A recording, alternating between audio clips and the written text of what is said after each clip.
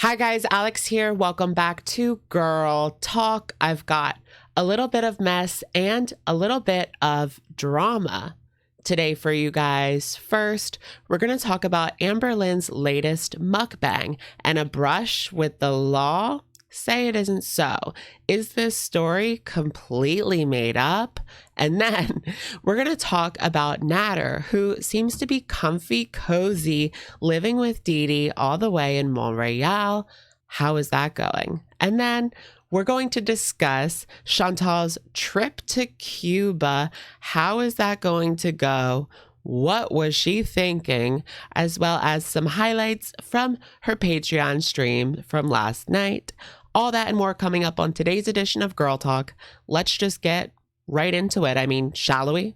All right, you guys, for this part of the video, I did want to go ahead and discuss Amberlynn's new mukbang, which was actually called a Singapore May Fun Mukbang. The FBI called me. So she starts off this she starts off this mukbang by saying that she's having this rice noodle curry situation. You can get it at your local Chinese place. Okay, but this story is from last October. She was looking through comments, and this time one of the comments caught her eye, so she took a screenshot of it. The person in the comment section said that they know where she lives. They're going to unalive her. It was very scary. She says that she never really lets comments affect her, but something like this is next level. I'm a strong bitch, and I will continue to be a strong bitch. Of course, nothing like that is ever okay. She says that she sent a screenshot to Becky and that it's possible that other people reported this comment to YouTube or maybe even authorities. She gets a text from Misty, which is actually Becky's sister, who tells her that the FBI showed up at their house and were looking for Amberlynn. Now, this is where I get skeptical. So the FBI didn't know where she lived? Unless she's lying on some important papers, then surely they would know where she was living for over a year, especially if this was 2021, then she would have been living in that apartment for over a year. It just doesn't make sense. I mean, they could find anybody, right? And we're supposed to believe that they couldn't find Amberlynn Reed? Okay, so Amber was scared. She wasn't sure if she did anything, so she called up the FBI after Misty gave her the phone number to call. A woman picks up and leaves a message for the guy that wants to get in contact with Amberlynn, and then she immediately gets a call back from this man who lets her know that she is not in any trouble. And I was like, oh my God, what did I do? But they did see the comment, somebody was threatening her life. And they just wanted to make sure she was okay. So it wasn't really that big of a deal, aside from maybe a murder lunatic on the loose. The police do take these kinds of comments seriously, believe it or not. And I feel like I've heard this story from another YouTuber. I swear I've heard another YouTuber tell this exact same story. It could have been Trisha Paytas, maybe Blair White, or Gabby Hanna. That's what I'm thinking, but my memory is a little bit foggy. One of those three told this exact same story, I swear. So Amber says that they allegedly tracked this person's IP address. She knows their exact name and location so she can keep herself safe. They just wanted to make sure that she was safe. And that's typical protocol for this kind of situation. They just want to make contact with the person and ensure that they're okay. Amber says that this FBI agent complimented her on her following. Sure, Jan. And said that if she ever feels unsafe from any comments, that she can always call this man who she calls Frank. Okay, so I did want to talk about a conspiracy theory that I noticed in the comment section, and it has to do with her previous mukbang that she posted 2 days ago, the one that we reacted to. So take a look at the new mukbang. Her hair is sticking out on the side like this. If you look at the old mukbang, her hair is also sticking out on the side like that, and she has no makeup on in either of these videos. So it's quite possible that she just threw on some earrings, changed her shirt, and had the noodles after getting the pot stickers from the exact same place. But that's just a theory, an Amberlynn theory. In regards to the end of the video, she talks about shrimp. She says if she has too many, she feels sick. So like, here's another piece of shrimp. I could have a few pieces and that's like it. then it just makes me feel sick. La.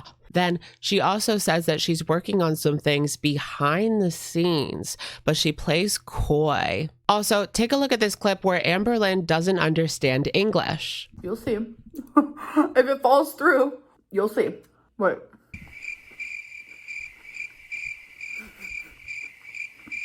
Falls through. Wait.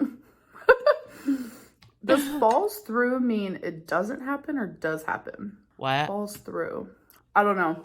She says she's doing something that she always wanted to do and she thinks it's going to happen, but it might fall through. What could it be? Leave your guesses in the comment section down below. All right, you guys, you know what time it is. It's time for a beauty update. And I wanted to start off quickly by talking about Nader, who seems to have settled in Montreal, and he is staying at Deedee's apartment.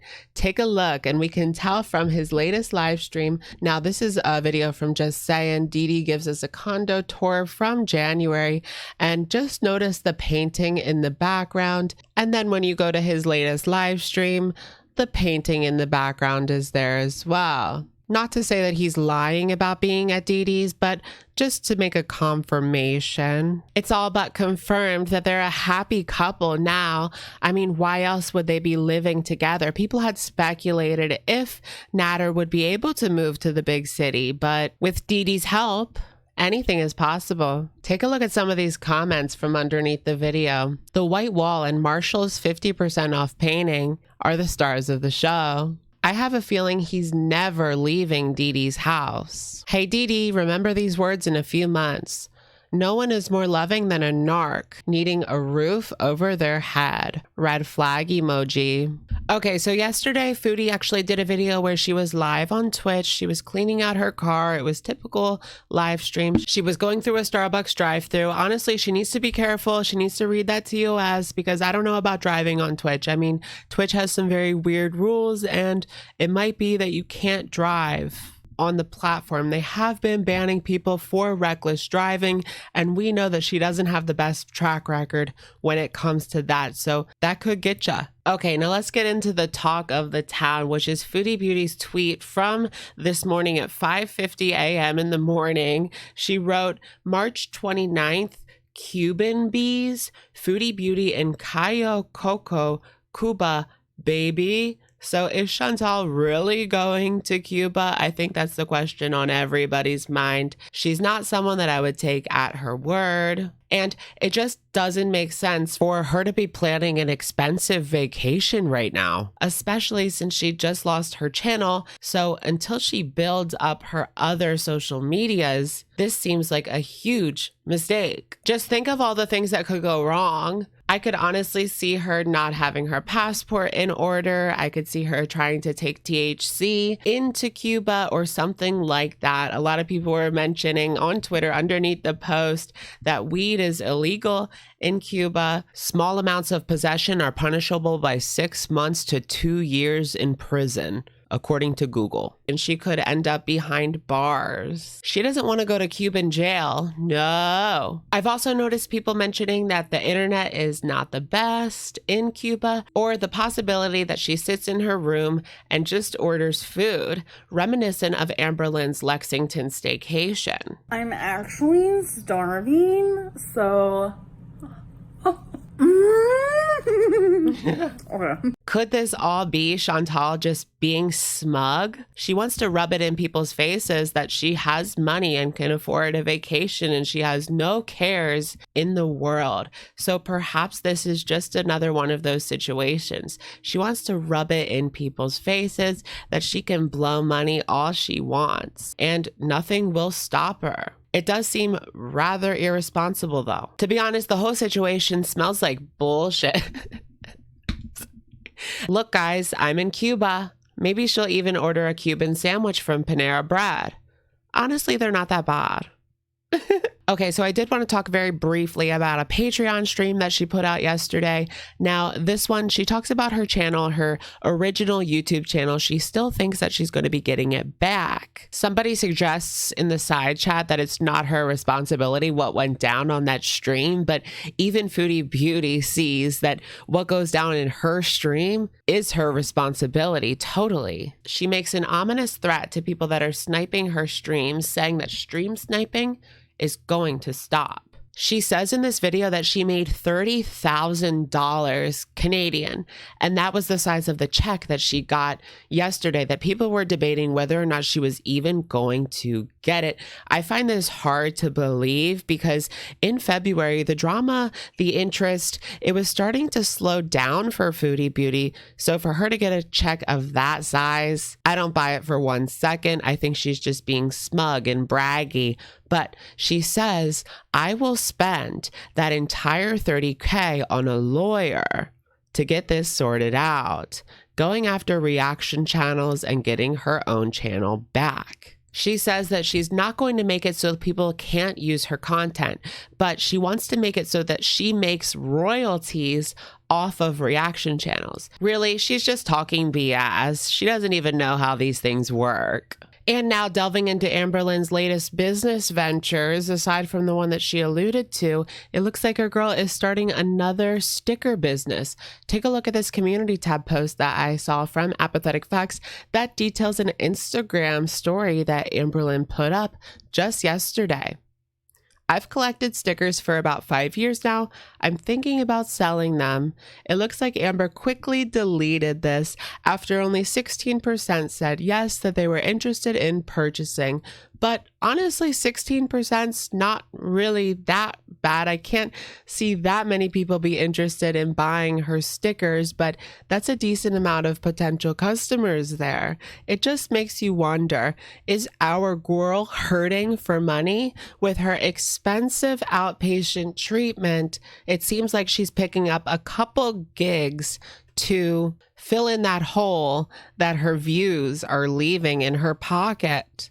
With Cameo and now a sticker business. What's going on, girl? All right, you guys, it's our favorite time of the day, and that is, of course, comment of the day. Today's comment comes in from yesterday's Girl Talk video.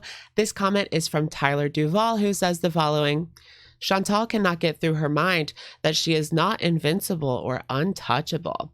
Chantal has legit no humble or accountability bone in her body. And I can't say that I disagree.